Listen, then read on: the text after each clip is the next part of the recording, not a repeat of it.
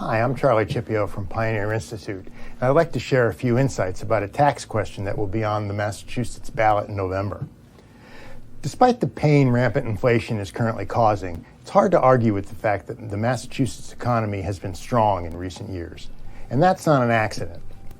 I'm old enough to remember the bad old days of Taxachusetts in the 1980s, when the Commonwealth had the fifth highest state and local tax burden in the country.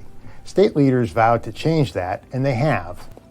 Today, we're still on the high side with the 12th highest tax burden, but with moderation and tax stability, Massachusetts has become an economic powerhouse and innovator.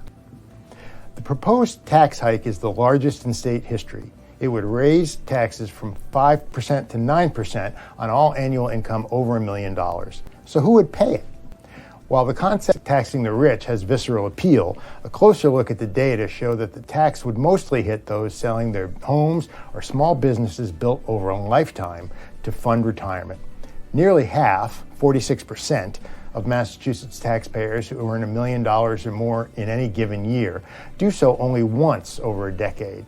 3 in 5 do so twice. The tax hike would harm small businesses in other ways.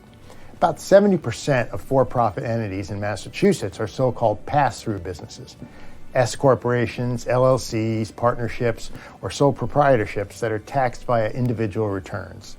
This group is already subject to taxes that apply only to them. If the tax hike amendment is adopted, these mostly small businesses would pay taxes at a higher rate than large corporations. Our democracy depends on an informed electorate. I hope you'll take a little time to gather the facts on this important issue.